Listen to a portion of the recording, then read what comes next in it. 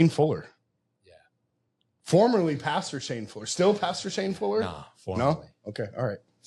Cool. One of my friends still calls me a spiritual advisor though. So yeah. There you go. Go with that if you want. Spiritual advisor, biblical counselor. That's funny. Man in the corner. Yeah. My friend. Yeah. Yeah. Thanks for joining me, man. Yeah. I appreciate it. Yeah, bro. Thanks for blessing domestic dad cleaning up the mess. Yeah. Thanks for having me. Well, like I told you, man, there's certain people in this world that I look up to, and you're one of them. You're like somebody that I see as doing superhero type work for not only families, but men, and just helping people with their faith and things like that. So I just thank you. Yeah. Thanks for all the work that you do in the world, man. Yeah. Deserved or not, man. Thank you. I appreciate you. So you know how I start if you watch these things, everybody kind of knows like my go-to is where'd you come from, man? What was childhood like for Shane Fuller? Your dad is our pastor, so like you know, I want to like tip over the rocks and find out all the good stuff today. Yeah, you're right, dude. Yeah, so I grew up in Iowa. Forest City, Iowa is where I first started growing up. Like childhood was good, man. Like you said, you know, dad's a pastor. So church, it was like very church centric, and what I don't mean by that is like Sunday morning necessarily, you know, just if there was a meeting, a gathering, like back in the day, like a potluck, you know, whatever, it was like our friends were from church. The kids I knew were from church. Like that's how it was.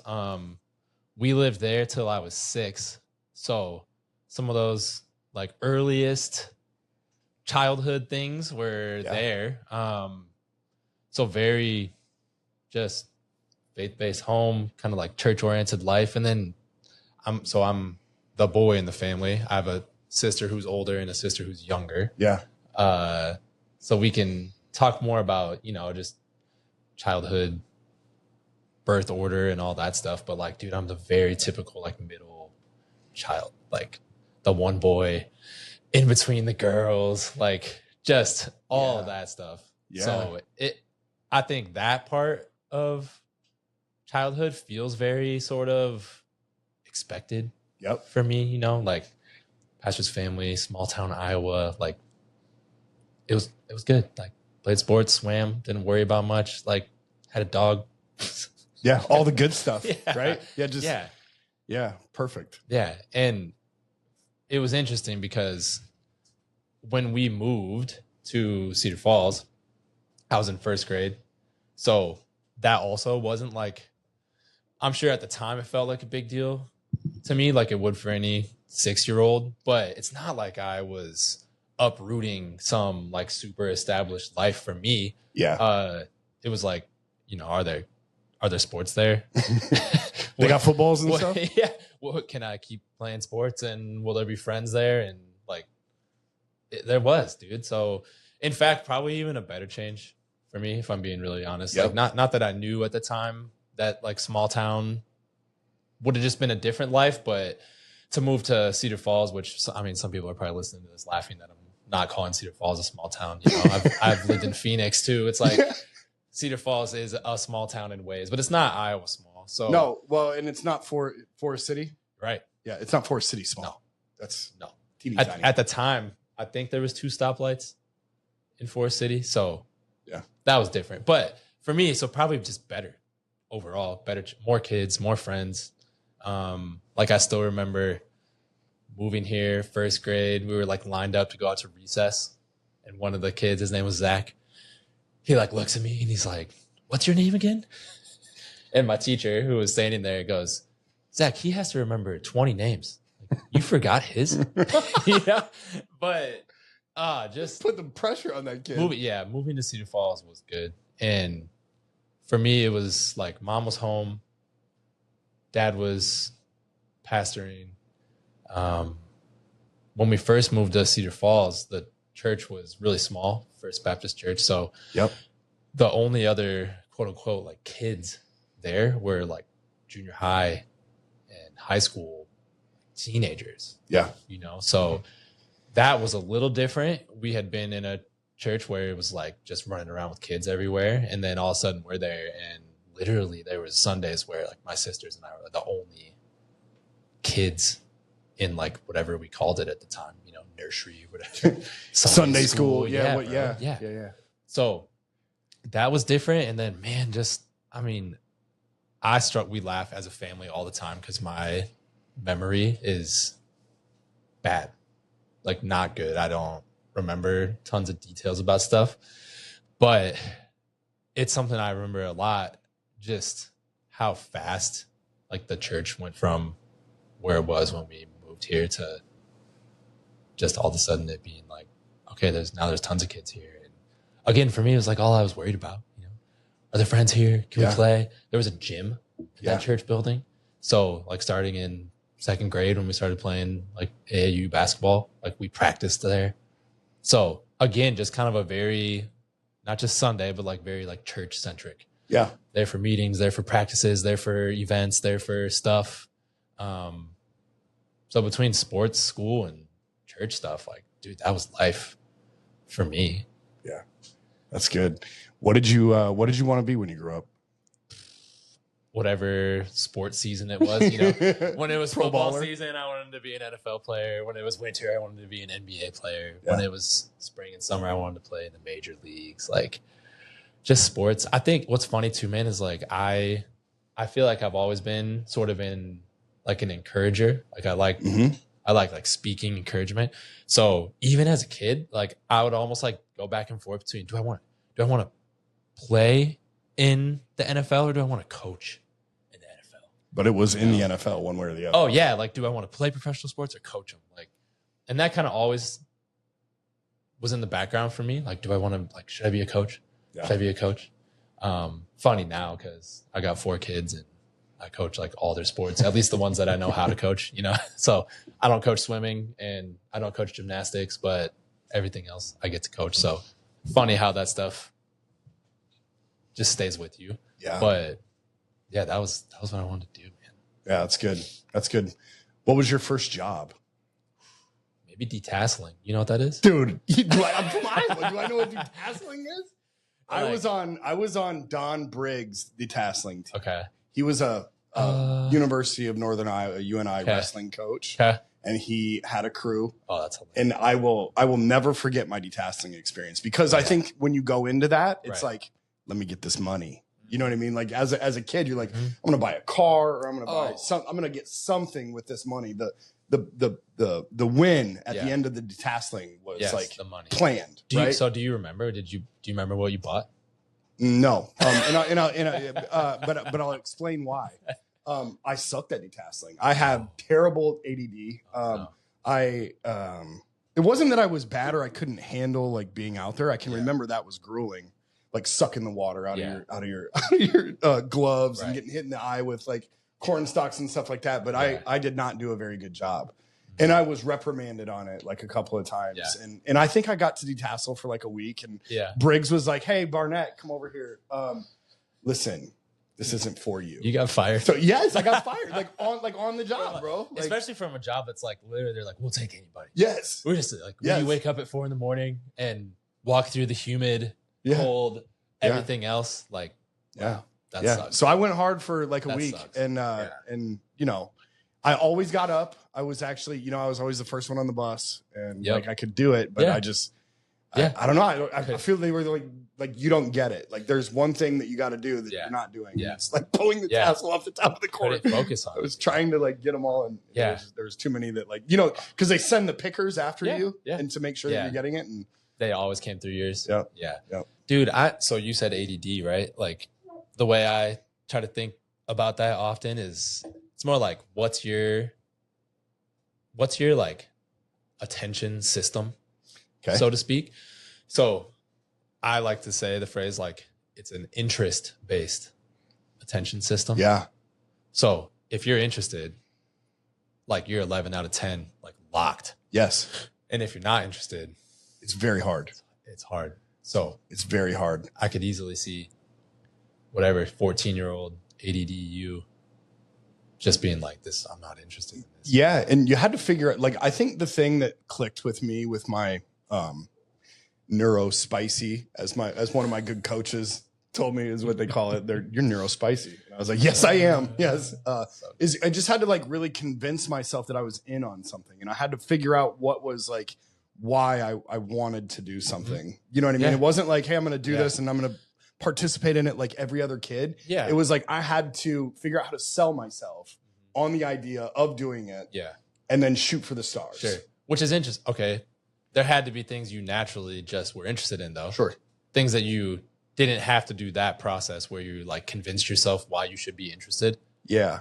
Right. If you look around this room, it's pretty evident that I was like in on like electronics and stuff like that. Like that was my jam back in the day.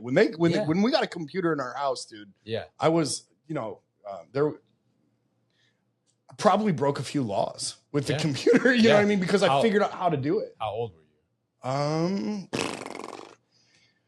Early teens, very early teens. Probably like 12, 13 when like we got our, I think it was like a 330 megahertz computer. Definitely old enough to be like, oh, I can figure some stuff out about this. Yeah.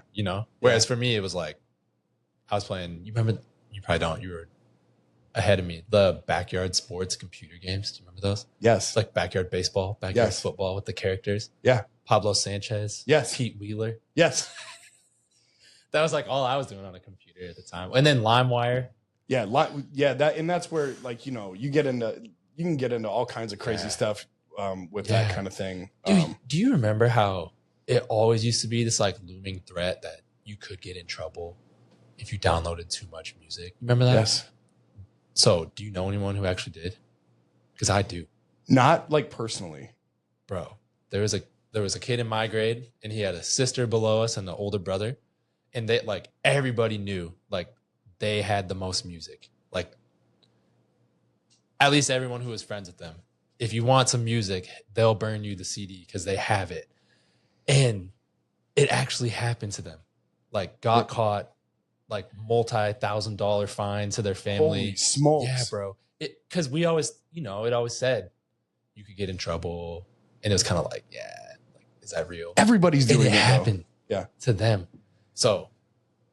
They were a pirate. Computers, just like the wrong. They caught a pirating charge. Wrong time, dude. So, do you feel like outside of electronics, do you still have a thing now where you do what you just described? Like you have to convince yourself you're interested? Mm-hmm. Okay. Mm-hmm. Yeah. My pipeline at work, things like that. Like, like I'm making sure that like, Yeah. But I see ADHD as my greatest weakness and my greatest my greatest tool. Yeah. Like because once I get like very fixated on something, there's not much that can like really stop me from doing it. Yeah. Very passionate that way. But I'm I have to decide to be passionate about something. Yeah. Or not. Yeah. Because you just are. Yeah. And I can compartmentalize and shut it off. For sure. Like Gabby. Yeah. You have to decide to be passionate about her. Yeah. Yeah. Or you just are. No, she came naturally. I mean, I have a natural affinity for my wife. Yeah, bro. That's what I'm saying. Like you don't have to like convince yourself. Yeah. Right? No. Not even a little bit. Yeah. That's cool. But like with sobriety, right? You struggle with something, and then you use alcohol and stuff like that to kind of like suppress feelings and things of that nature. And when I decided to get sober, like when I really decided to get sober, it was like there was absolutely nothing in this world that was going to stop me from doing that. That's the superpower, right? Yeah. I had to turn on my superpower for that. And I think that's what like kids and people with ADD have that they don't realize that they have. And if I could put that in a present and gift it to someone and be like, you have a superpower, dude. Just because you have ADD, it's not like this end all be all problem for you. Yeah. You can use that to do better. And it also, the same thing that helped you get free from it probably was the same thing that made you feel like you were trapped in it. Yep. 100%. If you're interested, it's 11 out of 10. Yeah. It's just that one day, all of a sudden what you were interested in was being sober. Yeah. Instead of staying addicted. Yeah. And God helped me with that quite a bit too. Right. So. Right. But it's like, I like something I love talking to people about is so naturally people are hard on themselves. So what I love describing to people is let's celebrate your strengths. Yeah. Let's just realize, though, that all of us humans, when we have a strength, on the backside of it, it makes us vulnerable to a weakness. You know, like everything has cost something. So when you have a strength, like I can get really interested in things and be really passionate about them. Okay, what's the weaknesses that come along with it? I'm going to make some guesses. Like you can get burned out. You can use up too many resources and neglect other things on it. Yeah. You can get to a point where it's the only thing you've done and other things start to fall apart because you're not interested in those things. Yeah. Right? Yep. So the last thing I would ever do with you is be like, hey, let's stop being so passionate about stuff. It's really causing you problems. Do you know what I mean? It'd be like, let's keep your strength just as big as it is. Yeah. And then let's do what we can to shore up the things that make you vulnerable. So let's put systems in place. Let's figure out things that we can do to help you with the weakness because you're vulnerable to it. But it's not a you problem, bro. It's like that's the strength you have. So you have to have a weakness that falls behind. I really like people. I like helping people. Yeah. I think I'm good at helping people. One of the weaknesses that I had to shore up, and I've done a good job of it, is it made me very vulnerable to, like, I'll say yes. I won't have good boundaries. I'll overextend myself. Yeah, you're a pleaser. Right? I've gotten better at it, but not at the expense of being less interested in helping people. Yeah. You see? So for you, gosh, man, that whole interest thing, the ADD, the whatever we want to say about it, like, oh, there has to be times where it's your biggest frustration and then other times where you're just so glad. Yeah, I think I'm far enough along with like the things that I am passionate about, like my family, obviously, this podcast, Right. You know, what I do for my job, you know, the things that I sell for my job. You know what I mean? I'm very passionate about those things, and it's allowed me to be very successful. But there's also like a shut off switch for like everything else, right? Like if you introduce a new idea to me and say, hey, Nick, like let's try something new. It's like, I really don't like getting off my path. Yeah. You know what I mean? Like these are the things that work for me. Yeah. They keep me happy and keep my family provided for, you know what I mean? And that's that. So yeah, which is good. Especially I feel like in a world where you could have an endless list of the things that you're supposed to be, should be, could do, ought to do, need to do. Yeah.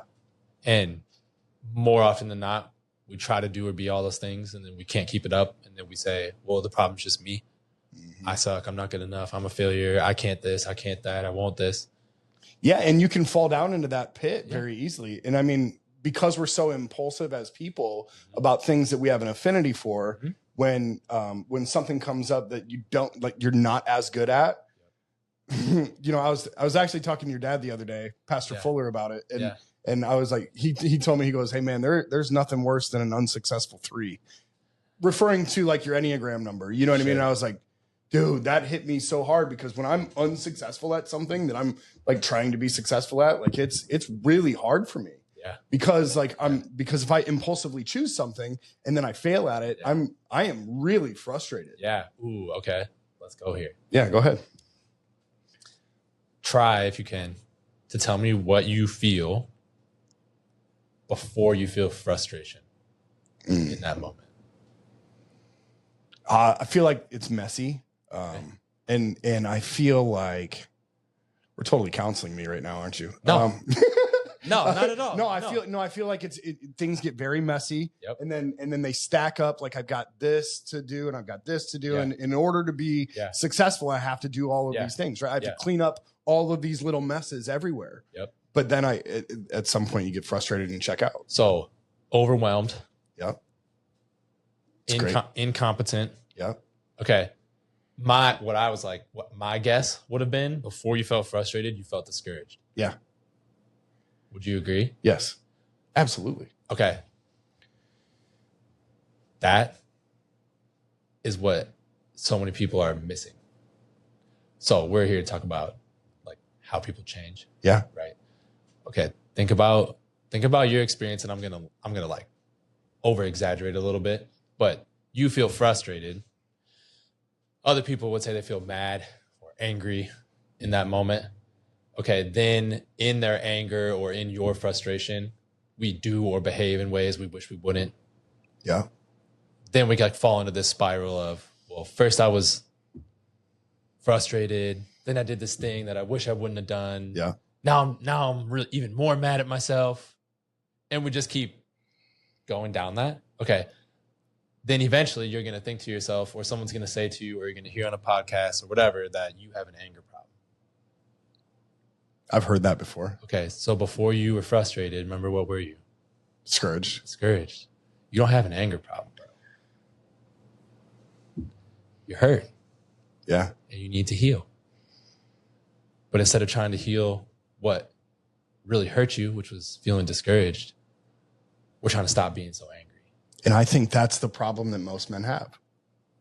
Dude, I can't say it enough. When you get hurt, and you get hurt every day because you're human, when you get hurt, if you don't tend to and then heal what has hurt, you will just keep chasing your worst behaviors, thinking that those are the problems. Yeah. Because when your hips are messed up, you don't just walk into a doctor and say, hey, I'm in pain. Because they would be like, okay, well, where? Here's a pain pill. Right? That's a problem. But you have to be able to think about how that would go. Well, where's the pain? It's like in my hip. Well, when did it start? What's it feel like? Is it throbbing? Yeah. Is it You sharp? gotta diagnose it. You have to get all the way down to like, when did it start? Where does it come from? How's it been? When does it feel worse? Has it felt worse before? Have you done anything different? You have to be able to figure out, what is it? Where did it come from? How's it been hurting? So what you just said is perfect. The analogy there is, if you walk in the doctor and just say, hey, I'm in pain, but what you really mean is my hip is torn up and I need a hip replacement. And so what they do is they just say, here's a pill. That's the exact same thing as when you get discouraged and then get angry and then you take it out on someone who you love and then you say, I have an anger problem. I'm just an angry man and I need to stop being angry. Yeah. It doesn't work. Yeah. You're never going to change.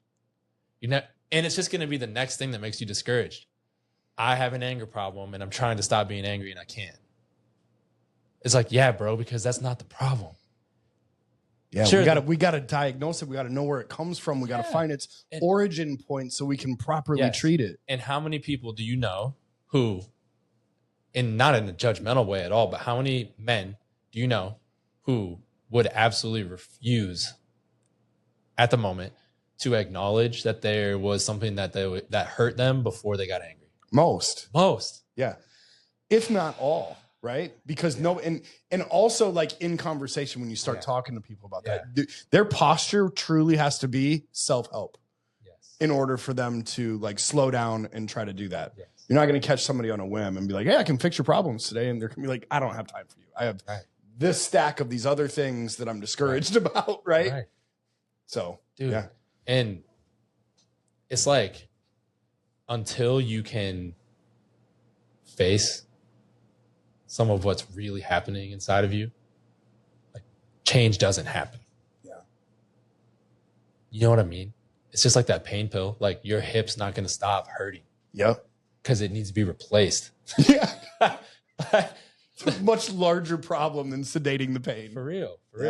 But we do it all the time. And then more than we realize, we sort of identify with whatever we think is going on. So all of a sudden you get to the place where you're just the angry guy. Maybe you're married. Maybe not her fault, but maybe your wife at some point is like, you're really angry. Because you are angry. It's just you were hurt before you got angry. Yeah. And then now you're having it reinforced. Like, you have an anger issue. You have an anger issue. You need to solve this. You know what I mean? And then we just end up. Well, I think maybe I'm speaking out of place, but I think most, and I'm a man, so I can say most men, because I see a lot of similarities in myself and a lot of other men that I know. Yeah. We carry that stuff on us, right? Like and sometimes we wear it outwardly and sometimes we hide it, right? But it's on us. It's like on your soul, or there's a bruise somewhere. The anger or the hurt? What do you mean? We carry it on us. The hurt, the hurt. Right? Like there's something that hurts us and you have it on you, and somebody's going to at some point bump into you and press on it. You know what I mean? And typically that's where more anger comes out, when your hurt gets pushed on. Yeah. So yeah, this is a demonstrative story, but when I was in high school, I was at a like ice cream shop with some friends. We were sitting outside, and like teenage guys just can't get out of their own way. So we're sitting there, and the drive-through is right by where you sit. So the cars are literally 6 feet away from you. It's like kind of awkward if you want it to be. And then we're high schoolers, so it's more awkward, So this guy's in the drive-through, and he has his hand out the window, and he just happened to have his hand positioned in a way where it looked like he was like flipping us off. Mm-hmm. He had his like hand out the door, and his finger was out. So of course, one of the guys that I'm with is like, "Hey, whatever, quit flipping us off," or "You got a problem?" Yeah. So you go from that comment to just the wrong person at the wrong time, who just absolutely was unstable and like lost it, like was out of his car in an instant, is spitting at us, like wants to fight, just going berserk. Gets back in his car, moves up in the drive-through. One of the guys I'm with says something again. He gets out, comes back over. It gets worse. Eventually, though, what came out of his mouth this was 2008. It was right after the tornado in Parkersburg. Mm. He had lost somebody? Dude, I just lost this person and my whole house and all this stuff, right? So think about it. He was hurt. He was hurting. And yet how many people would like look at that man and be like, wow, he's got such anger issues. Yeah. Yeah. And so when you say like we wear it on our sleeves, I don't think it's like obvious. If anything, it takes like a keen eye to see it. So I don't know that I would say we wear it on our sleeves. Yeah, but you do wear it somewhere, right? And most of the time it's under the sleeve. Always. Right? But it's there. There's some hurt on most people. Yes. Everybody's hurting. The ones that don't have it, I would consider those like Yodas of the world. Sure. And at the same time, though, they're hurting because they're human. Like we get hurt. We're human.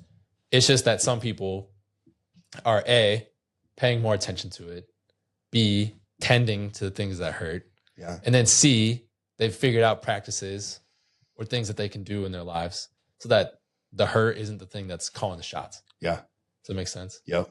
And okay, so then listen to what I just said, and then imagine like, what if there was more dads and husbands who weren't being led by their pain? Yeah. It would be a much better, there would be a lot of kids that were a lot better off because they wouldn't experience their parents in such a monstrous way. Yeah. Life would be so good. Yeah. You know what I mean? Yep. And I think that's the goal, man, is for everybody to get to a point where they're dealing with their shit, if you will.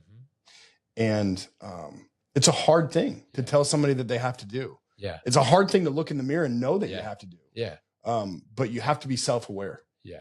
And first barrier of entry, getting someone to agree that there's some stuff they need to work on. Yep. People know it, but they don't want to agree or make it explicit, right? Yep. If you can get past that, most people are going to just stop at the place where they say, okay, you're right, I need to deal with my anger. And it's like, yeah, but way before your anger, you're a lot of other things. What if we could deal with those? Yeah. And that's another big barrier because like you said, like most men don't want to go past that. And dude, like we could sit here and say the world did that to us, society did that, whatever. But it's in a lot of ways, like we've done that to each other. Of course. Like, I don't want to hear you talk about your pain, but if you're pissed, it's cool. I appreciate that. Like, it's like, dude, think about like music, man. Like whatever genre it is. Like you can either talk about girls, you can talk about drugs or alcohol. Yeah. And you can talk about how angry you are. Yeah. And it's cool. All right, we're comfortable here. But and to your point, that's what most music is about. Mm-hmm. That's what most music is about. Yeah. I've personally made the shift in my life to like I don't typically listen to much other than worship music. Okay. My playlist consists of elevation worship, Brandon Lake, Phil Wickham. The list goes on. There's several artists, Forrest Frank, stuff like that. Like, and because I treat a good buddy of ours, John Church, told me one time, he was like, "Hey man, it's garbage in, garbage out. You're either connected or you're drifting." And I was like, "Oh man, that made so much sense because you have to stay connected. You really want to stay connected because if you're listening to garbage, man, you're allowing that to come into your life." Yeah. Can we go back to? I want to talk about something that I've had to experience. Yeah. So sorry. No. I just mean like the whole childhood thing, right? Like we went one direction, but like, okay, so growing up in like a church-centered life. Yep. It's so crazy, dude, because like I have 4 kids, so like I'm trying to figure this out. An aspect of like growing up in a faith-based family and in a church community, you hear and know truths about God or scripture for so long that some of them just become really repetitive. Yep. No person who's got faith integrated in their life, even just a little bit, would disagree with you intellectually that like God loves them or cares about them or there's grace or mercy for them, Okay, but another thing that comes along with like growing up in that, or maybe just being inundated with faith-based stuff all the time, is you end up hearing and understanding and taking in a lot of all the things that you're not doing enough of. Yeah. Things you need to do more of. Things you ought to do, should do, need to be less of. Okay? Now, that's not like somebody's problem or someone's fault. Yeah. What I'm not sitting here saying is like, oh my gosh, like my faith-based childhood did this to me. Yeah, because I wasn't as good or I wasn't enough or all that other stuff. Yeah. Ultimately, I think it's a function of growing up in it. Mm-hmm. So. Yeah, you're hyper aware of. Yeah. Yeah. And then you start to take in all the other stuff we know about ourselves now, which is like personality traits, different characteristics, the birth order, all the different stuff. And then you blend that in with now sort of this overwhelming feeling, depending on who you are and what your personality is and all those different things of, okay, some of us are just going to be drawn more to this idea that we're not doing enough, should be doing more, ought to do, need to do, should be. And that's ultimately what God's interested in, is all of us doing more and being more. And it starts to get kind of discouraging, back to our word, right? So for me, I didn't necessarily know at the time, but there's definitely a part of my story that I want to make people happy. I want to not cause more stress on people. I want to help smooth life for others. And what I took on in a lot of ways was like, I need to do everything right. Perfect. And do more of the right things. Yeah. And I wanted to avoid shame. Yeah. And yet what I felt a lot was shame because I was hyper aware of all the things I wasn't doing. Yeah. Or should have been doing, or shouldn't have been doing, but was doing. So that's a huge part of like my experience growing up into faith. Then, and why I said earlier, like I have 4 kids, I'm trying to figure this out, is like, how do I how do I give my kids an understanding of who God is and what he's up to and what he wants for them without putting that on their shoulders, that there's all these oughts and shoulds. Yeah.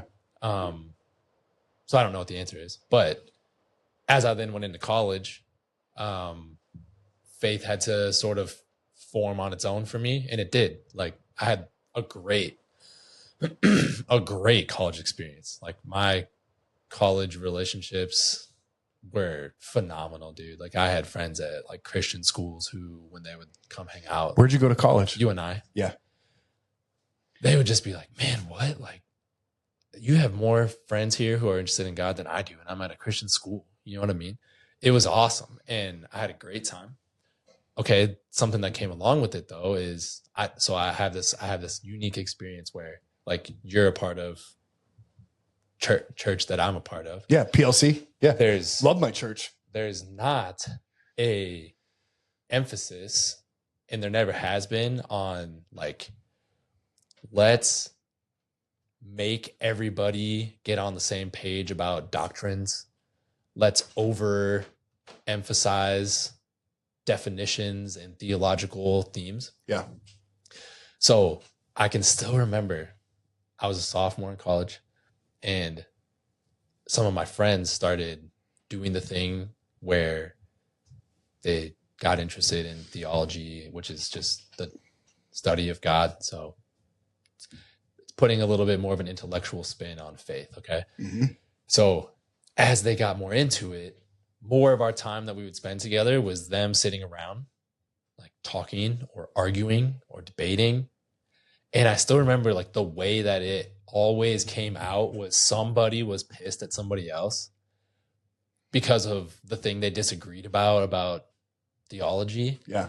And dude, I still remember, like, I made a commitment to myself when I was a sophomore in college that, like, I would not ever care about theology, because people who care about theology are just assholes to each other. Yeah. Well, and that's your natural wiring too, to try to, like, because you're a pleaser, right? You don't want to like rock the boat. You don't want to make anybody feel bad. You never wanted to end up in a situation where somebody was pissed off about what you said about theology. Yes. So this was like Twitter, early Twitter. Yeah. I saw a tweet one day. Literally, this is what it says. I still remember it. It said, avoiding theology because some are proud is like avoiding sex because some are promiscuous. Mm. And I was like, okay, maybe there's a way you can do it, but you don't have to turn out to be like those people. Because I guess at that point, that was the experience that you had of people debating or arguing theology, right? And those two knuckleheads, we'll just call them a couple of knuckleheads. There was a bunch of us, dude. Yeah. We're all arguing about it. Yeah, that's all it was. It was just like arguing about dumb stuff. So all of a sudden, I have this, like, moment, right, where I'm like, okay, all right, I'm gonna do it. Like, I'm gonna get interested in this, but I'm gonna do it in a way that I feel like is, like, helpful or appropriate or healthy or whatever. Mm-hmm. So I started reading and I started studying and took the initiative. Yeah, I get to a point where by, sometime my, like, third year of college, I'm having those conversations. You asked me earlier, like, what do you want to be when you grow up? Like, I never would have said pastor, but I started having those moments, thoughts, conversations, whatever, about, like, hey, like, is this maybe something I want to do? Yeah. And kind of started doing the, like, not to disparage anybody who still does this or whatever, started doing the, like, young Christian thing where I was like, okay, I'm, like, kind of going to see if, like, God gives me a sign, So I started, like, challenging God is never, it almost never ends well. And just, like, paying too much attention to stuff and, like, looking for things in places where they weren't there. Yeah. Like, now, absolutely how I feel about that kind of things. Like, God is so much more interested in who you are than, like, what you're doing and where you're doing it. Like, just be. Yeah, he wants to know you. Yeah, it just, what he wants you to be is faithful, right? And it's like, we sometimes get so over our skis on, like, this exact thing that God needs to give me a sign so I know what to do. So anyways, I have like all these experiences where like I was like on a mission trip in Kenya. And we went to this like pastor training thing where there was like local pastors, and like literally, dude, like it's so ironic that we're sitting here having a conversation we're having, because they were having a conversation in 2010 in Kenya about how do we get more men to come to our churches in Kenya. And you know what they would talk about? The reason why there's not very many men at the churches is because they're watching soccer games, sports, and they have idols and drinking alcohol together instead of coming to church. Right? So I had this moment there where I'm like, bro, like the same thing is happening in Kenya. It's like the same thing that we're doing over here, you know? So then I just kind of had this like big conviction of like, I think there's a way to like make faith, church, an experience that men want to be a part of. And so it kind of reinforced for me this idea of like, yeah, I want to go be a pastor. Okay, so the story's getting long. What ends up happening to me is like, I meet Bryn, we get married. We can talk more about that. Yeah, I was later, like, don't skip over Bryn. But it's like, we moved to Phoenix and I go to seminary to do a Master's of Divinity program to train to be a pastor. So even more emphasis on theology and learning and intellectualizing God and faith and all this stuff, and like feeling really confident that I was believing things correctly. And slowly, without knowing it, getting more and more inundated into the culture of anyone who disagrees with what I believe is less than or wrong, or stupid or unfaithful, uneducated, or even worse, like purposefully trying to deceive people. And so that just got reinforced and reinforced and reinforced for me, not necessarily by anything that was explicit. Again, it's just like this, it's that culture, right? Of like, if you're in the group has to have boundaries around it somewhere. Otherwise it's not a group. And we have to make sure that everybody knows, like, if you're in this group, here's what you believe. And if you don't believe this, then you're out of the group. Yeah. And it just happened to be that the theological group I was in was like so judgy, so angry, so prideful. And I didn't know it, but that was happening to me. So then, you know, I come back to Iowa, start working as a pastor, and get to a place where like I just really didn't like who I had become. Yeah. I was not even necessarily at that point because of my theological beliefs, but just got to a place where people were sort of a means to an end. If that makes sense. Okay. Almost like the ultimate undoing of what I loved about people before. Yeah. And what I love about people now. Yeah. It was all about like, what were you doing as a person in the church? Were you doing enough of what we wanted you to do, what I wanted you to do?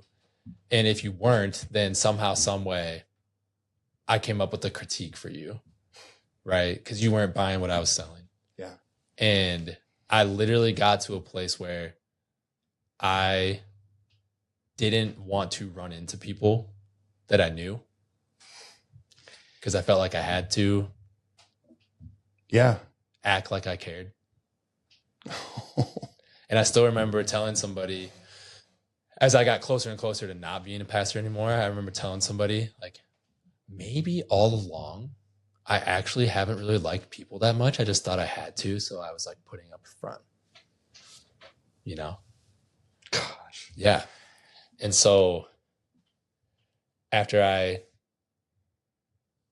stepped away from pastoring, I still remember I had like a few months where that was like what I was thinking. Yep. It was like pastoring put me in a position to be something I didn't want to be, which was like a people person. Yeah. And then I still remember I had this moment where I went to a store and I saw someone who like wasn't a church person, but just like someone from the community that I knew. Yeah. And I was like, oh, I gotta go talk to them. And I remember leaving that experience with like it's back. I do care about people. I do care about people. It's just that when I was pastoring, it ended up being this really distorted version of all the ways that I've wanted to care for people. And it's this like long-winded way of saying to you, when there's all these like shoulds and oughts and need to do more and be more, depending on your personality, that's either something that's you're gonna try to live up to it, and then you're gonna become very prideful about it. Yep. You're gonna try to live up to it, and like me, you're gonna get crushed by it. Or you're just gonna say like, I don't want anything to do with that.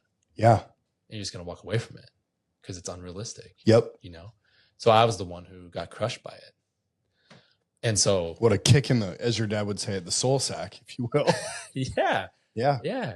But dude, so for me, then imagine, right? So you have all this education and money spent and time invested in this thing.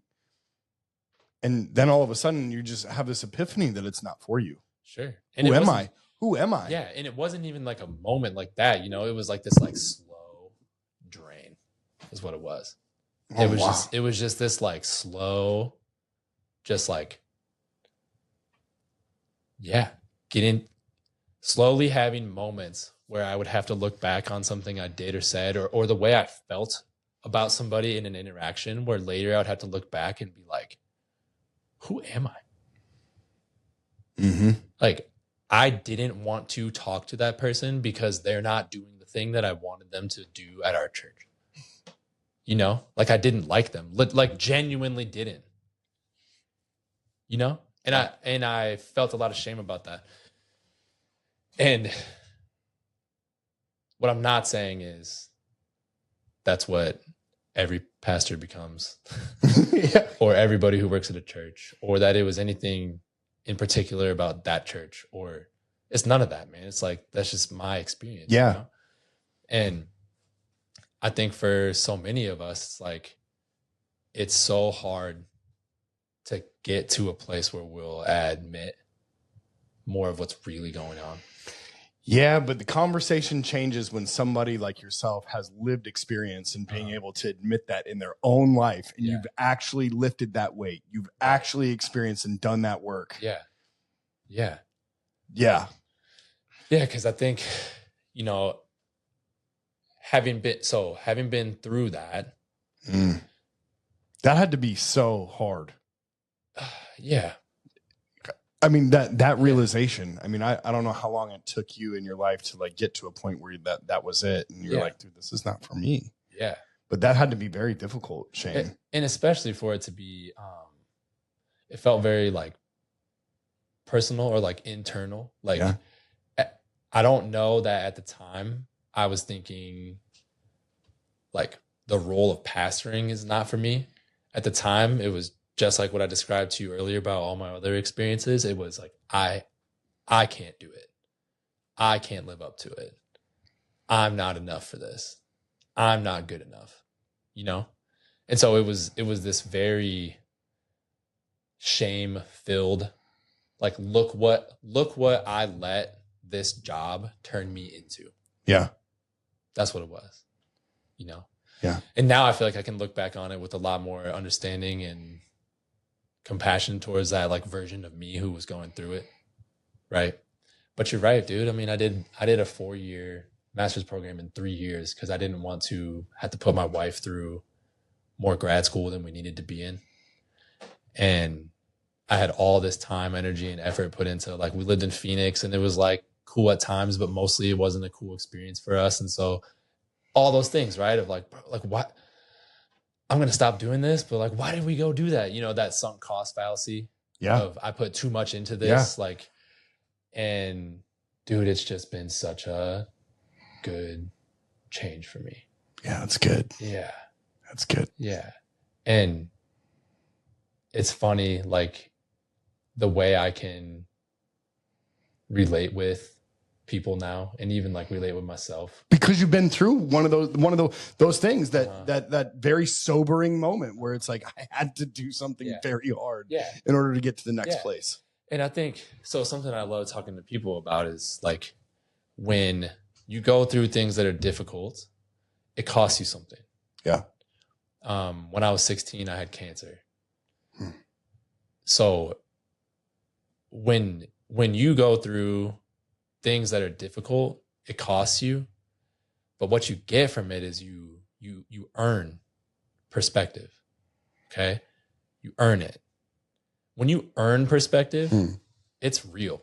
Yeah. Like perspective cannot be acquired cheaply. It cannot. So when you've paid for it, like, bro, you might as well use it. Yeah. Right. And so how I like to think of that so often is now that I've earned it because it cost me, like I need to use it. And to your point, when you've been through difficult things, when you've whatever you want to call it, survived, struggled through, made it past, you all of a sudden have this new perspective. You also have a gift that you can guide other people through. Because if you don't let it be that, then it's a waste. Yeah. And you paid for something unnecessarily. You know what I mean? And so now it's like, okay, how do you take the perspective that you've earned and how do you let it be something that is a positive in your life every day, you know? Yeah. So for me, some of that perspective is like, you know, when you're 16 and you go through cancer, like all of a sudden you're like, oh, like I should probably try to not take some things for granted here. So my kids, if they were here, my wife, if she was here, like they would tell you the thing that they hear me say probably more than anything else is we have a great life, don't we? Like, man, isn't life good? Because you appreciate it so much. Yeah. Yeah. And it's like, we got a great life. Like, what else do you want? Yeah. Life is great. Like, man, it's so good. So for me, like I get to have that perspective because I earned it, you know? And I think that's where my sort of, if you'll call it that, like the healing I had to do after like stepping away from pastoring was to sort of re-embrace what it's like to relate to God in a way that isn't demanding or where it turns me into someone who's judgmental or critical of others. Yeah. And what that's been like for me has been sort of realizing, like, I think the message of the book of Ecclesiastes is the good life is when you enjoy life and you thank God while you enjoy it. Yeah. Like that's the good life, you know? It is. So yeah, for me, that's not a difficult step to take because of that perspective that I have. Yep. You know, for some people, that's a really difficult thing for them to have to do is go like, wait a minute, you want me to enjoy some stuff? Yeah. Yeah. And that's where change needs to happen. That's when we need to start focusing on what do I need to do to make some changes. If you're not at a point where you're actually looking at all of the blessings and the fruit inside your life, right? Then you need to probably start thinking about how you're going to make some changes inside your life. Yeah. And dude, I get it. I mean, like, usually not every week, but most Thursday mornings I play basketball with a group of guys. Yep. And a few weeks ago, one of them, it was his birthday. So I was like, hey, I'm going to like swing through Quick Trip on the way, get donuts, you know, for after, of course, not for before, but you don't eat donuts and play basketball. Dude, I'm like in my basketball gear, like going to do something that is fun. That's it. Like just so I can enjoy it. And I go in Quick Trip and there's this long line and the only people in the store, bro, are blue collar men. And they're all in line. And they all have multiple sodas or energy drinks and like whatever snacks that are gonna like get them through potato chips, donuts, not Yeah. donuts, but like, you know, but some, some of them breakfast sandwiches, some of them like whatever. But it's like now, you and me are sitting here having this conversation, and it's like, how do you help the guy who he didn't wake up at 4:30 that morning so he could like pick which pair of basketball shoes he was going to wear and then go pick up donuts for his boys and for a special occasion and hoop. Yeah. He woke up at 4:30 because like he doesn't have another option. And he didn't have food at the house that he wanted. He's not living at the house that he wanted. He didn't make the coffee he wanted. Yeah. He had to go to Quick Trip so he could be in with his truck before the 5 a.m. safety meeting so he could get out on his job. Now, I'm not in any way, shape, or form saying that the blue collar life can't be a good one. What I'm saying is to try to have a conversation with someone who's living that life where we say, hey, life could be better if you spend some time really looking into how you're hurting.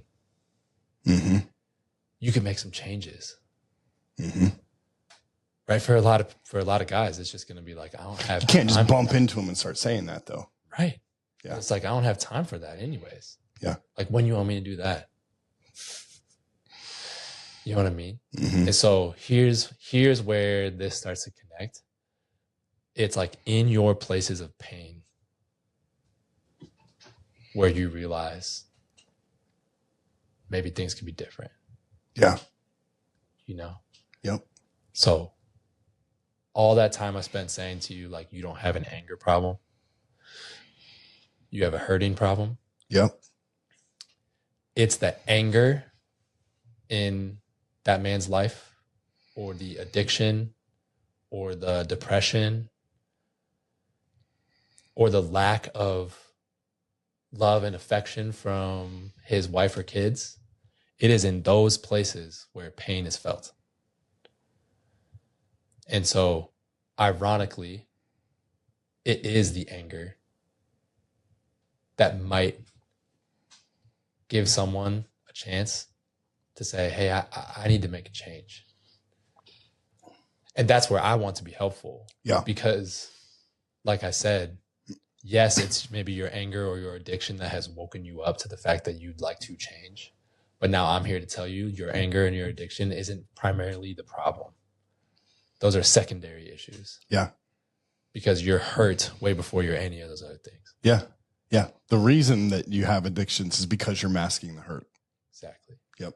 The reason why you're angry is because when we get rejected, when we get overlooked, when we fail, when we experience shame, when we're sad, when we're discouraged, we end up getting angry. Yeah. Because that's the only way we've learned to express emotion. Yeah, that's good. We're going to start thinking about it's the ways you're hurt that end up pushing you into places or being the person who you don't want to be. Yeah. So what's the playbook? What does the playbook look like for that? Where do you start? Because I think that's the question. Yeah. When I wanted to make a serious change, yeah. and I think I was like, I had to, like, right? Like I was like, I'm going to engage the better part of my ADD self to make sure that I start making some changes. And number one, I can't have a drink anymore. I can never drink again. Right. But where does the average guy say, hey, I'm hurting. Mm-hmm. I'm ready to acknowledge that I'm hurting. Yeah. I'm not living a healthy lifestyle. Right. I'm not like, something is wrong here and I need to fix it. Yeah. Where do I start? Right. It's like, okay, think about most people's experience. Like I was just saying. Yep. It's when they get angry and they're mean to their wife or they're mean to their kids. Yep. And not even just mean. It's like the moment where you feel out of control, where later you're kind of like, what was that? Like, whoa. It's that moment that kind of gives you this like 1 ounce of like mindfulness, or the other way to say mindfulness is awareness. You have this awareness all of a sudden of like that's not who I want to be. Yeah. Okay. Now, can you get past that moment without saying, well, if she just wouldn't have, well, if they just wouldn't have, or if my boss just would have. So the first place it begins is, hey, there is so much in your life that is not in your control. Yeah. And if you wait for all the things that are out of your control to somehow change or be different so that you can change and be different, that's a bad plan. Because the odds are no one else around you is going to do something that's beneficial for you. No. It's not going to just change. Not your girlfriend. No. Not your kids. No. They're not going to change. No. They're not going to help you change, Not right? your job. Yeah. Yeah, your boss isn't going to say, "Hey, I know that you're not happy right now, so I'm going to change your job and take some of your job away Why from you." don't we pay you a little more too? Yeah. It's like, so you have to be able to get to a place where you have this, what we call it is like acceptance, right? It's kind of like this idea of like hands out in front of you. And what you are saying by saying I've accepted it is like, this is just the way life is. Okay. That is not saying this is just the way I am. Or this is the way it has to stay. So everybody better get on board. Yeah. But it's saying the circumstances I'm in, this is just the way life is right now. Okay. Like whatever that means for you, this is the way life is. That's acceptance. Okay. When you do that, think about even just that experience. It's a moment where you externalize your circumstance. Mm-hmm. Mm-hmm. You've stepped back and you've said, this is what it is. I am more angry than I want to be. I actually am addicted to this substance. Yeah. I actually do crave that thing that I wish I didn't. Yeah. I actually don't spend as much time with my kids as I convince myself that I do. Yeah.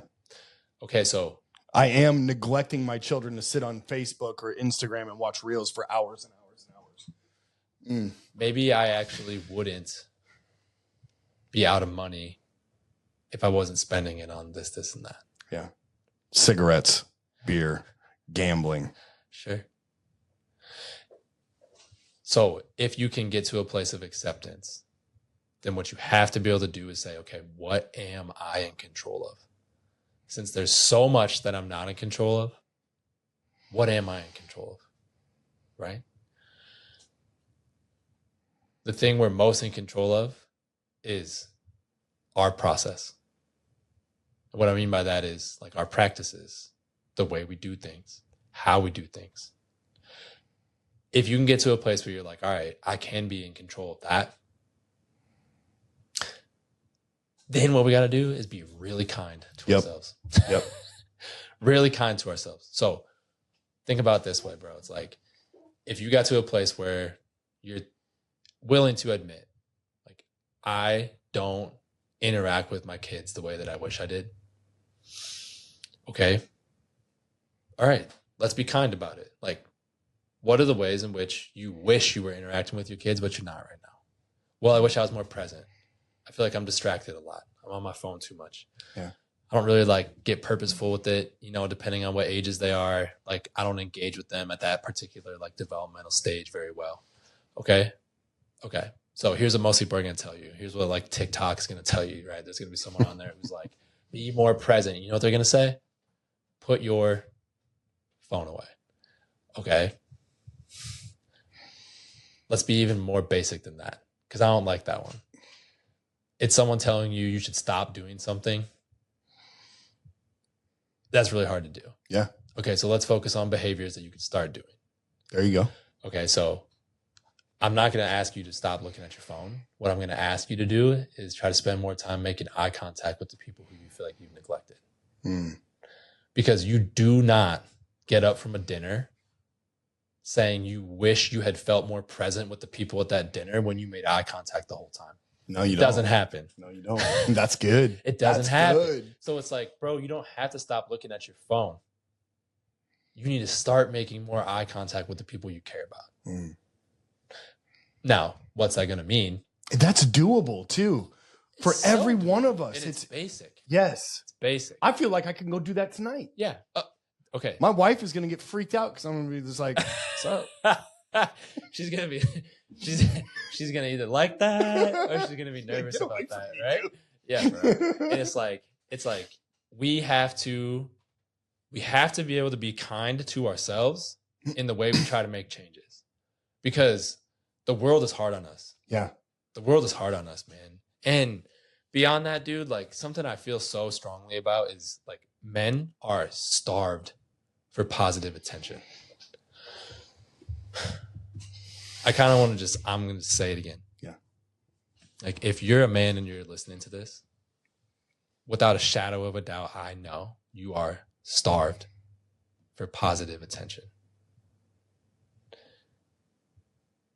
You lack encouragement. You lack people who compliment you.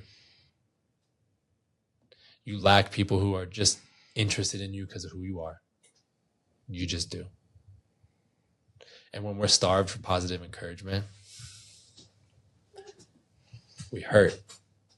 We feel rejected. We feel unwanted. Maybe we feel abandoned. Now, I don't know about you, bro, but like feeling unwanted, rejected, abandoned, like it doesn't get a lot worse. No.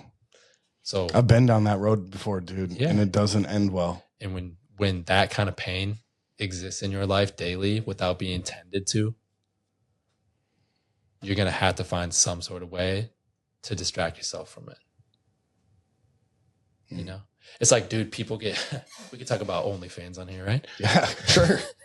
Like, people get so amazed at the money that gets spent on stuff like OnlyFans. And it's like, dude, That's how many lonely people are out there. okay, I can't say to you enough how unsurprising it is to me. Yeah. That there's millions of dollars going through OnlyFans every day. Because what most people are spending their money on is not even videos and photos. It's chatting. It's conversation. It's chatting with an AI generated bot who some manager has paid a subscription to, so that the girl who's making photos and videos doesn't have to spend her time chatting with you. Yeah. And most people know that it's a bot, but there's a chance that it's that girl. And you know what they're getting? Positive attention. Yeah. Encouragement. You seem so great. Oh, it'd be so fun to meet you. Oh, I just really think you look good. You just make me so happy. I'm so glad you're back on chat. I missed you when you were at work. Oh, A bot chats that to people. And it's everything that they wanted. So the lack of positive attention in a man's life takes them to places they never thought they would be. yeah. Okay. So here's that moment where someone's either saying, yeah, if she would just. Yeah. If my wife would just give me some positive encouragement. If my mom and dad would have just. Yeah. If my brother just hadn't done that thing. If my boss didn't have his head so far up his ass. Man, I want to say something right now, but I totally, if we could just get out of the victim mentality and own what it is that we need in our life and go build relationships that bring that to us and stop looking for fake relationships, Yeah. right? That we desire because of who somebody else might be. or what they might look like, and actually look at people for what they are willing to accept and give to us, that victim mentality would just melt away. Sure. And it's like, now I get how people end up there. You know? Go on.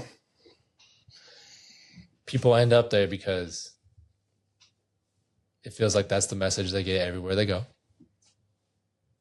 We live in a world where young men get multiple moving targets about what it means to be a man. Yeah. So even if you lock onto one, you can't hit the bullseye because it's always moving on you. And that's if you lock onto one. And then we live in a world, dude, where like men don't even encourage each other. You know what I mean? Yeah.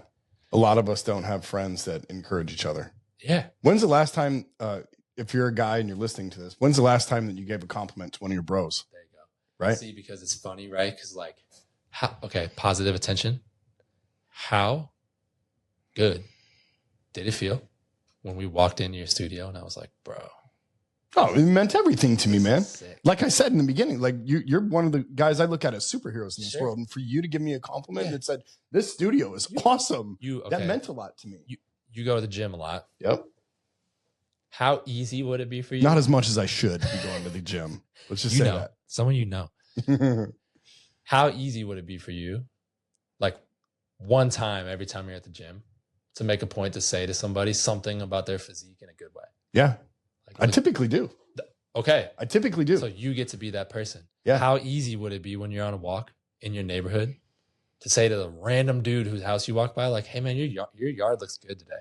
Every time I go by that guy down there, his lawn is always trimmed up. I'm like, and you tell him, hey, that lawn. And he's like, your lawn. And I'm like, my lawn doesn't hold a candle to your lawn, bro. But dude, this is like, so that's what you need to walk around this world doing for other people, though. For you and me, that feels doable. Yeah.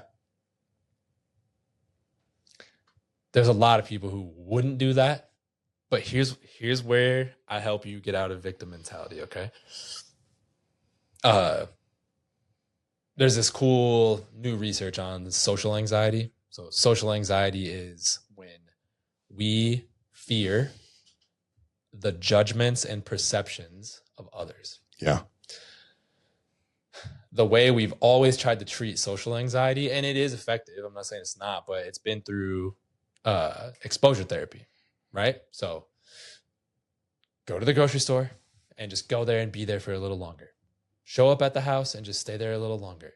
Try to have a conversation with someone, and then do more and more and more of it, exposing yourself to more so that you feel comfortable in social environments. Okay? What I'm not saying is that doesn't work. What I am saying is there's this cool new research out. And instead of doing that, what they started doing with people is having them go into social moments with a focus on others. Go to the grocery store and find someone who you can compliment about something. Yeah. Show up at the party and be interested in somebody else. See how many questions you can ask the first person you talk to. There you go. Guess what? People felt a lot better, a lot faster. Yeah. With that treatment. Absolutely. Okay, so if I can sit here and say you and me are comfortable complimenting others, especially complimenting other guys. Yeah. It's easier to do when you're happily married. I'll just say that. Yeah. I will say that. Well, or you're in a good relationship with a life woman. Is good, right? when you have perspective, that life is good, you can be generous with your words. Yeah. Now, if you don't want to be the victim mentality, like if people heard you say that and they're like, yeah, you're right, I don't want to do that anymore. Okay, then you got to go be about it, which is, can you put the focus on somebody else, even if it's just in a small way? Because what has to happen if you put the focus on somebody else? It comes off of you. Mm. So only when the focus is on you do you get to be a victim. As soon as it's on somebody else, you don't even worry about victim anymore. Yeah. Right? Yeah. And so what I want people to be able to do when they start thinking about change is, okay, first you have the moment where you're like, this isn't who I want to be. Okay. Then we have to start asking the question of, can I accept the way that things are around me without wishing that all the other stuff around me would change? If I can do that, I can start asking myself, what am I in control of? Because if I'm in control of it, like as scary as it is, because I might not do it right, I can have some locus of control in the world around me by changing the things that I do or the ways I behave. If I can do that, it starts to feel doable. Yeah. Then it doesn't even have to be big, right? Think about how many people have tried to stop looking at their phone. Yeah. And they can't stop looking at it. It's like, quit trying to stop looking at your phone. Start trying to build in the positive habit that you wish you were doing when you were on your phone. Right. Make eye contact. Start a conversation. Ask a question. Be interested. You know what I mean? Yeah, absolutely. Okay, if you're going to go to Quick Star and you're going to get your like day's worth of stuff, tomorrow, could you just do one less of whatever it is you normally get? And instead, can you get one more thing of like beef jerky, protein, whatever? Mm-hmm. Right?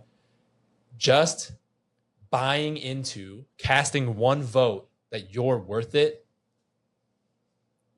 goes a long ways. Yeah. I could change if I just cast one vote, and that vote can be real simple. Okay, I'm just going to do one of those energy drinks instead of two, and I'm going to get a water instead of the other one. If I usually do 3 energy drinks, I'm going to do 2 instead of 3. If I usually just get chips and donuts, I'm going to get one thing that's a little bit better for me. Yeah. It's just cheese cubes. Get the cheese cubes, it's man. like, it's a vote. That's all it is. That like, I'm worth it, and I might be able to change something. Yeah. You know what I mean? 1% better. And if you do it in ways that are kind, because why I got distracted earlier is I got onto that conversation of like the world is so hard on us. Okay, so here's what we need to be able to do. We need to flip the script on that. We want to be kind, not hard on ourselves. And instead, we need to start being more aware, and we need to be more okay with the idea that like we can push back on what the world's doing to us. Yeah. Does that make sense? Yeah. So often we just buy into this like shame-filled view that we're not worth it, that I'm just a piece of shit, so I don't even deserve to whatever. Yep. Or I've done something so bad that I don't deserve anything ever again. Yeah. Dude, I run into so many people that talk to me about stuff that they're ashamed of. Mm-hmm. I was such a piece of shit as a father, as a husband, like, these are the things that men come to me and talk about. And I'm like, yeah, me too, bro. Me too. I was too. Me too. But you know what I realized? That shame doesn't come from God. It comes from the accuser. It comes from the enemy. That's something that he's telling that you are, so he can make you feel that way, like a victim. Yeah. But you're not anymore. You don't have to be anymore. Think about this. I'll give you an equation, okay? Yeah. In order to arrive at a belief about yourself, let's call that letter C. Most people have to have A plus B to get to C, meaning they have to hear it from someone or somewhere else. They have to accept it about themselves, and then they arrive at a place of believing it. Okay? So maybe it was someone's dad. Yeah. Not good enough. Not good enough. Not good enough. Won't say I'm proud of you. Won't say I love you. Okay? You start believing it. Not good enough. Not good enough. Unlovable. Not good enough. Okay? Then you get to the place where you believe, and then guess what happens once you get to the belief? You no longer need the message anymore. You just believe it. Shame does that to us. Right. It gives us a message that we're already ready and wanting to have. And as soon as we get it from somewhere else, we start to believe it. Yep. And then we stop needing whatever the external thing was because Yep. we've just accepted it as true about ourselves. Okay, so now, if we're going to make a change, we want to get to a place where we can identify what it is we'd like to have be different. We want to get to a place where we stop putting it in the hands of others to tell us what is and isn't true about us anymore. How many times have people who wanted to get sober had their addict friends be the very thing that pulled them back into their addiction? all the time. All the time. Because come on, bro. You know you're not actually going to quit. Come on, dog. I know you. That's not who you are. This is your life, man. You're not going to be able to do it. No way. No way. I had somebody tell me one time, he was like, after I got like sober and I had been sober for like a year, one of my buddies, and God bless his heart, he had no, like it wasn't intentional. Yeah. It wasn't like he was trying to drag me back in. Yeah. And I was telling him like, bro, like I still want to have a drink. He was like, well, you could have it. You know that you can quit. You know that you can go a year sober. You could totally do that again. You could have a drink and then go. And I was like, oh man, no, like that's don't tell me that, you know, like that's, please don't. But I know that if I ever have a drink that like, that'll like, dude, that's my last trip.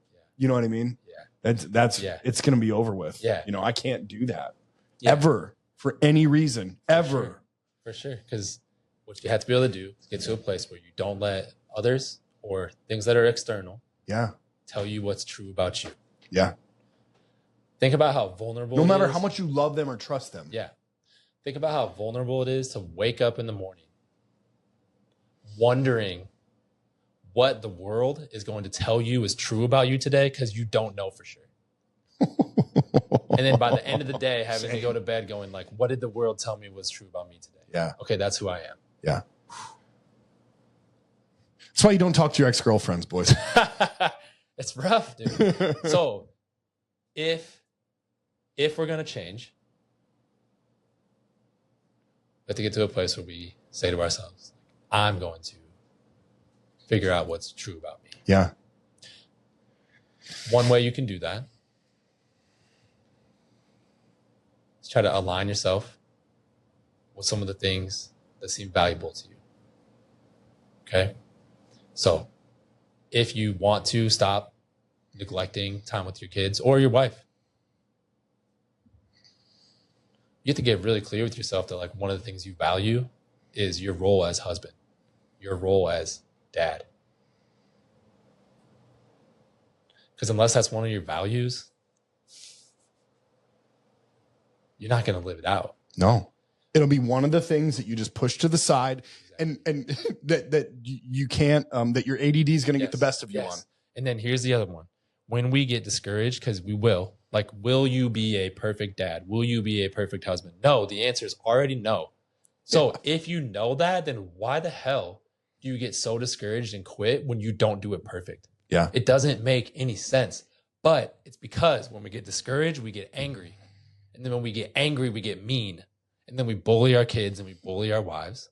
Yeah. And then we feel like a piece of shit. Yeah. And then we say, see, I never should have tried.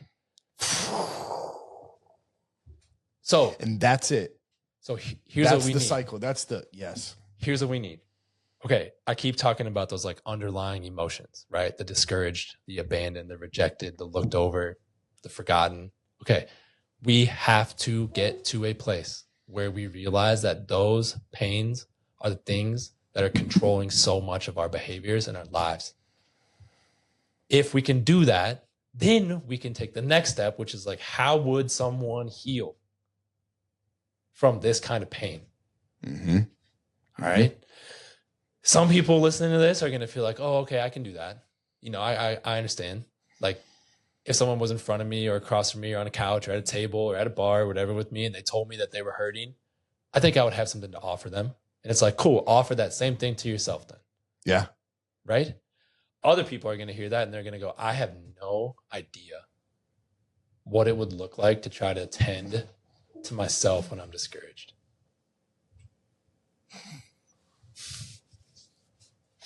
Most. Yeah. Most. If you're real with yourself, yeah.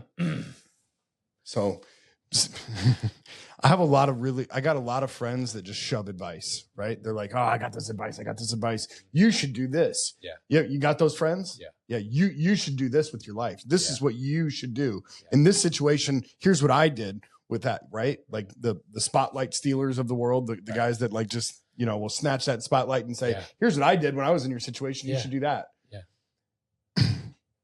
Turn that muscle off and do it internally. Mm-hmm. Right? Mm-hmm. That's what you're saying? What I'm saying is, yeah, you could look at that two different ways. If you would give someone else some sort of support when they're feeling that way, then you already know what you need. Yeah. Right? You already know what you need because you're good at giving it. You got to take the internal dialogue and turn it up in the right way. Yeah. Just pretend it's someone else and give it back to yourself. Yeah. You know what I'm saying? And then it's like, okay, if you can't do that, then it starts with this. Like, I'm discouraged and I'm hurting. And I'll just admit that. Yeah. That's a big step. Yeah.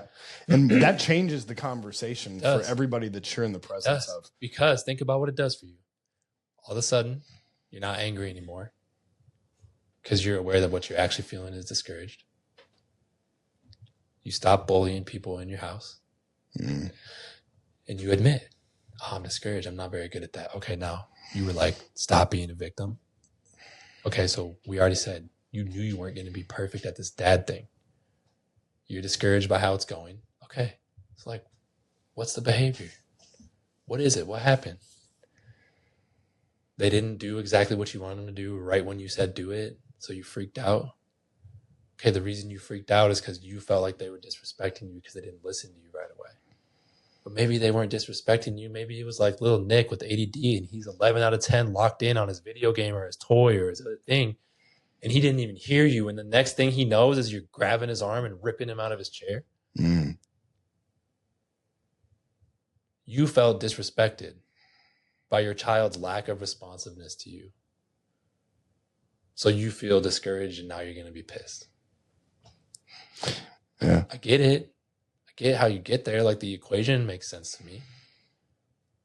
But it's like, how can we prep for the next one? Because unless you're living in a world where, again, you're saying, once the kids start doing everything I ask them to do perfectly all the time, then I'll stop being so angry. Like, that's not going to work for you. Yeah. So, okay, what can you do different? Well, if you know your kid struggles to do the thing you need them to do right away, maybe instead of just saying like, hey, Nick, come do this thing, and then getting pissed right away, maybe you make a plan. Okay? If Nick doesn't hear me, I'm going to go over to Nick. I'm going to kindly put my hand on his shoulder until he looks at me. And then I'm going to say, hey, Nick, I need you to come in here with me. See how different that is? Yeah. Nick's probably going to come in with you. And now things are good. Yeah, because you can have a much better conversation that way. Yeah. Well, and your kid stops being afraid of you. Yeah. You stop being afraid of yourself. And how you get. And that stops the cycle. Your wife stops feeling like she has to protect the kids. Yeah. From you.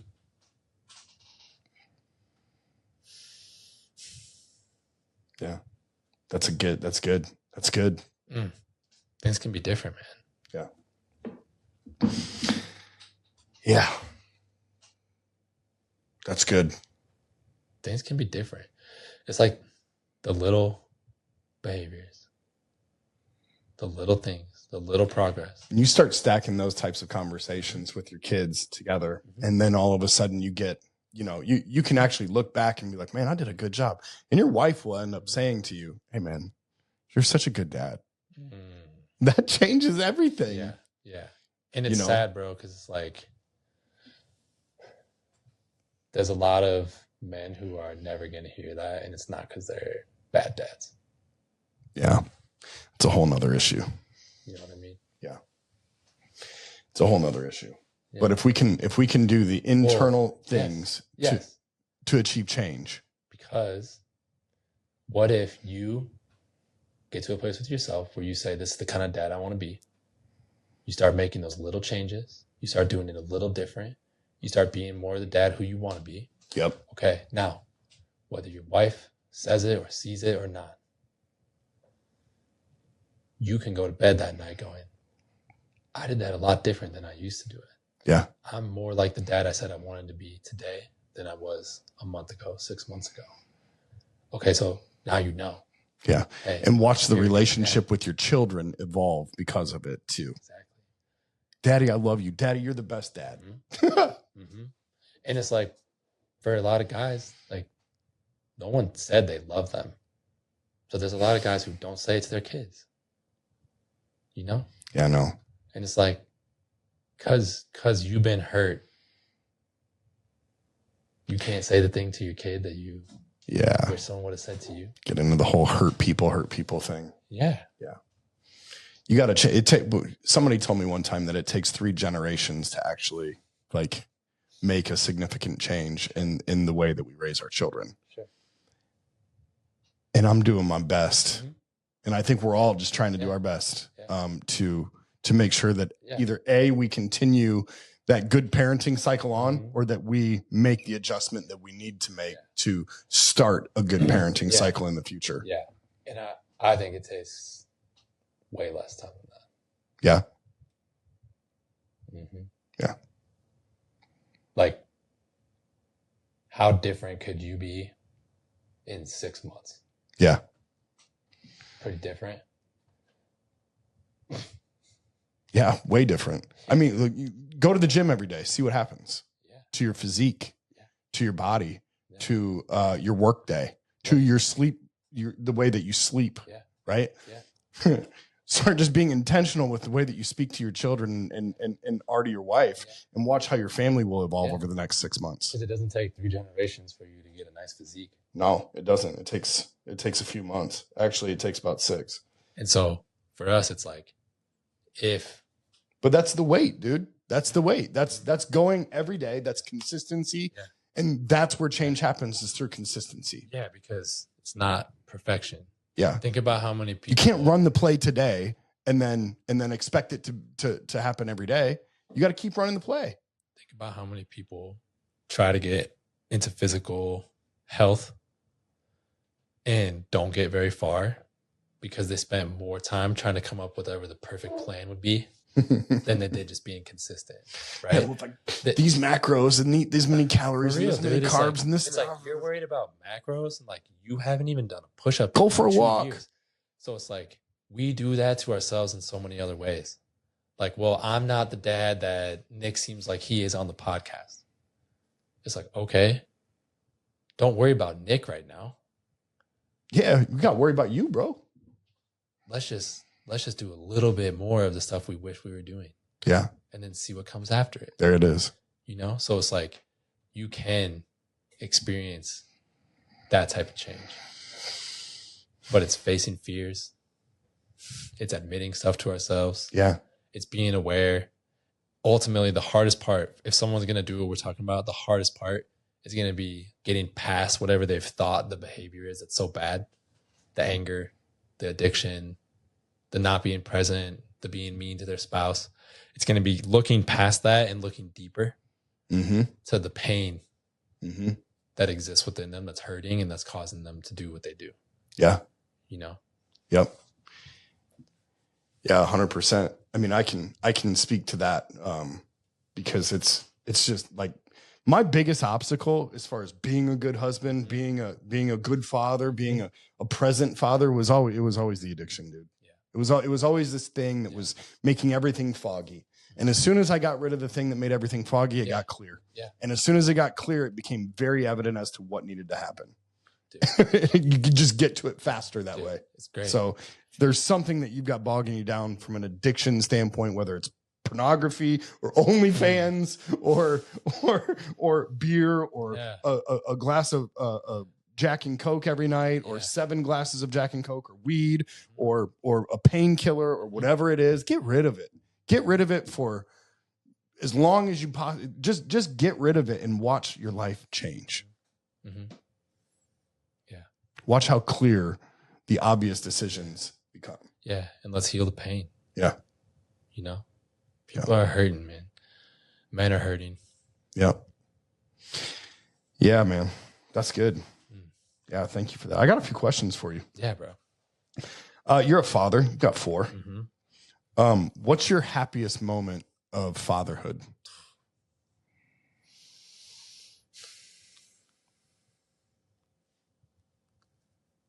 Man, dude, it's like, I don't know. That's a hard one for me to answer.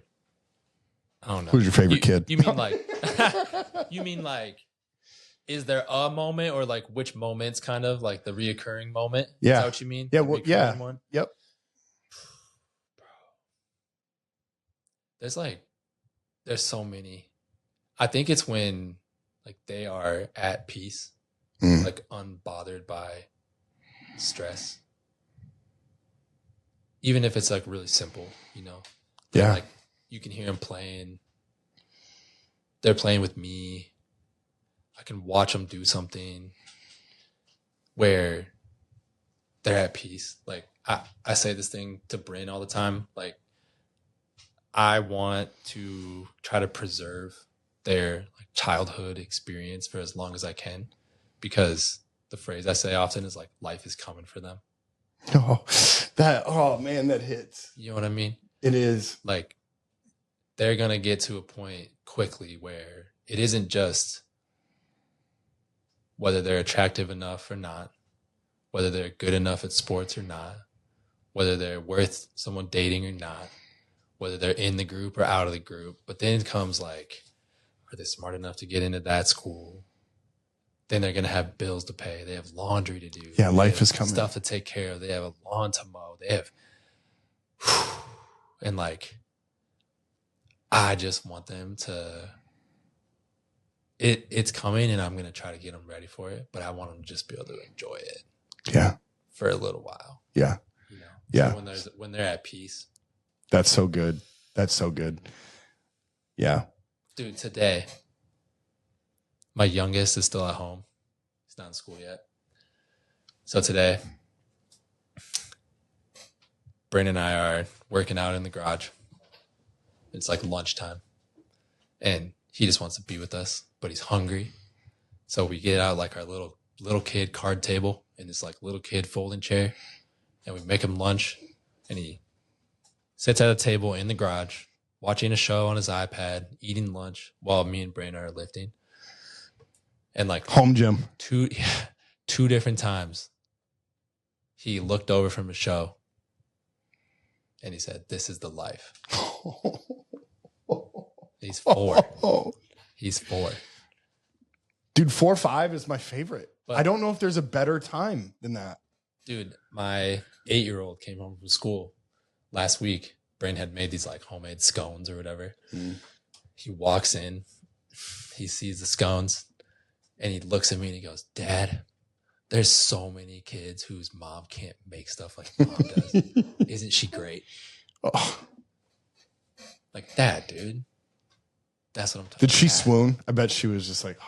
She wasn't even in there. Oh, she wasn't? Just me and him. But you told her about it though, right? Yeah. I mean, I was She's not going to hear about it on the show, is she? No, she knew. But it's like now you don't get 8-year-olds and 4-year-olds who talk like that unless they hear somebody talk like that. Yeah, unless they're used to getting talked to like that. Right.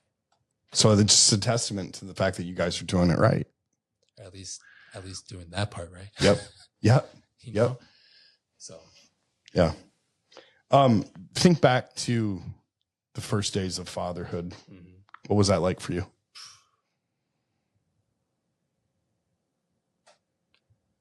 Like amazing, but anxiety filled. Yeah. Yeah. I put that was at the time where I was putting so much pressure on myself, man. I felt like I had to like do it all right, do it all a certain way, always have it be good. So it was incredible, but it was stressful for me. Yeah. Because I felt like I had to do it a certain way all the time. How old is your oldest? She's 10. Yeah. Okay. So we were in Phoenix when she was born. Yeah. So going through all that. Mm-hmm. Wow. Okay. What do you wish the most for your kids? These are all like dad questions. Yeah. Dude, sorry, I should have probably prepped you a little bit for some of this stuff. You don't need to. Like this, I think about this all the time, man. But it's like what I said to you earlier. Like the good life is when you can enjoy life and be thankful to God for it. Like that's what I want. Yeah, I want them to have that good life. Mm-hmm. That's what I want. Mm-hmm. That's good. Yeah. What was a moment that you felt the most proud of your kids? I don't know. I don't know if there's a moment, dude. Like, there's moments a lot, though. There's moments a lot. Like, oh, dude. So the 4-year-old who I was just talking about, he just started going to preschool. was like 3 afternoons a week or whatever.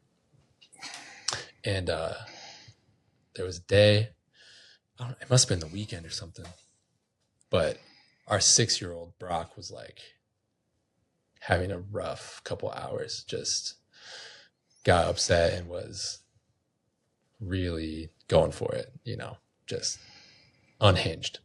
So Brandon and I are like taking turns trying to subdue him. Yeah. Calm him down. And we had been like in the garage, and then Brandon was like making him take a walk around the block with her. And I like went inside, and dude, I'm all over the place emotionally. I'm hurting. Like, he's hurt. I can't help him. I'm letting him down, that kind of thing. Mm-hmm. And dude, I go inside, and I don't even remember what I think I was like going to have to make dinner or something. And my 8-year-old son is in the other room with my 4-year-old son. And I hear their conversation, and what he's doing is he's role playing what it's going to be like for my 4-year-old to go to preschool and try to make friends. So he's like prepping him. Yeah. He's like, okay, Cam, like, here's how you make a friend. Like, walk up to somebody that you think you want to be friends with, and you say, hey, my name's Cam. What's your name? Like, do you want to play together? So Cam, he says, go out in the other room and come back in. So Cam comes in and he does it. And then, Kuiper's like, yeah, let's be friends. And then he's like, okay, Cam, now let's practice for when it gets hard. Like, what if they say no? So go out. And if I say no, you just say, that's okay. And then you go find somebody else. So let's practice. So Cam comes in and he asks him, and he's like, no, I don't want to be your friend. Cam's like, okay. And then Kuiper goes, okay, stop pretending for a minute. Like, that would be sad, wouldn't it? And then he hugged him. And dude, I was just like, what else could you want, bro? I don't think there's anything else that you could want. That's like, he's 8. He's 8. He's going to be a leader. And it was like in the middle of like just this tumultuous, emotional, like, The painful world is time with melting my down other around him. 6-year-old, Yeah. And that. Yeah. Like that. Yeah.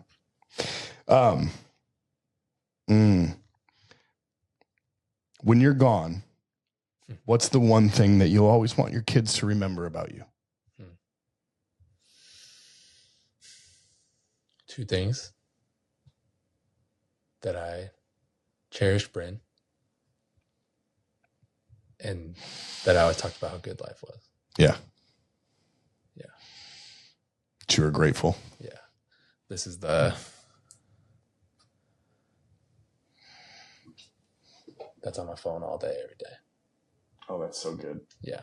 Yeah. Where do I got to put it? Yeah. Where do I got to put it? I'll put it up on Yeah. You send it to me after, and then I'll put it. It's 4:44 right now too. That's awesome. If you're listening, it's a picture of 2 skeletons embracing one another in like a field full of flowers. A bed of flowers. But it's like a big thing for me, dude. It's like remembering the end. Yeah. Like remembering that we're gonna die. Yeah. It's like one way I stay grateful. That's good. Just like, dude, it's coming for us, Mm-hmm. Better enjoy it. Yeah, that's good. Yeah. Okay, so I want to go back to that moment that you had. Yeah. When you weren't where you wanted to be. Yeah. You weren't, like, your life had not gotten to the point that you were satisfied. Yeah. Right. Like you were like, this is not for me. I'm not right in this moment. Somebody's listening right now, and they're there. Yeah. That's where they're at right now. Yeah. So what would Shane Fuller tell that person in that moment? What advice would you give to that person? Yeah. I mean, because a situation is painful or difficult, it doesn't mean like you're failing, or you did something wrong, or you made the wrong choice, or you've gone down the wrong path. When we're hurting, we have to tend to ourselves, right? And sometimes that means we make a decision to do something different or to change somehow. Yeah. Earlier, we weren't even talking about this, but earlier I said, when we are waiting for the context or circumstance around us to change so that things feel better, it's a bad strategy. Same thing, right? Like, Yeah. I wasn't sitting in that moment saying, maybe when some other stuff changes, this won't feel so bad. Instead, it was like, I have become somebody I don't really like. So then I had a vision for what I wanted to be. Yeah. And I started making little changes. Yeah. You dump it and you start making the changes that you need to make. And it's scary. Like, dude, at the time I had, I think, 3 kids and a 4th on the way. Like, you know, it's not like it was like. It's like a midlife crisis situation. Kinda, yeah. You know, not that you were at midlife at that point, but like that's a terribly scary, it's a hard one. Yeah. And like I said, all those like things that felt like sunk costs, and just, there was a lot that went into it, bro. And yeah, from a financial standpoint, you spent all this money on your education. You've invested all this time. And beyond that, dude, just like pastoring, family, church. Yeah. Like all of it. Your dad is a pastor. We were working together. Yeah. You guys were. Yeah. So it wasn't like it was like, oh, let me just quick switch up the job. You know? This is a serious thing. Yeah. This is something that you had kind of maybe aspired to be your whole life, and found out once you were doing it that it wasn't for you anymore. Yeah. Holy smokes. Yeah. So take the time, be intentional, and start making the changes that you need to make. Yeah. Okay. Yeah. Good. Any parting advice you want to leave us with? Nah, dude. Good. I don't ever get it like that at the end. It's just like, you know. Yeah. I hope it's helpful. Yeah. But it surely is. It was for me, so I'm positive that it will be for the listeners. Yeah. So I just thank you so much. Yeah. Dude, thank you for letting me do this with you. Yeah, absolutely. Anytime. Do it again. Cool. Thanks, Shane. Appreciate you. Yep.